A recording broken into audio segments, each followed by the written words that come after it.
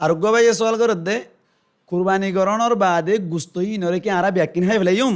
নাকি গুরুবারে ব্যাকিন বাগ করে দিম নাকি কেসু হাইবে জুম আর কেসু বাগ করে দিম এন হইর সওয়াল করে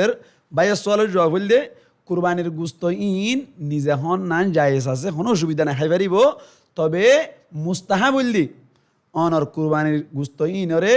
কেসু গুরুবারে দিব আর কেসু নিজে খাইব আর কেসু আত্মীয় স্বজনরে দিব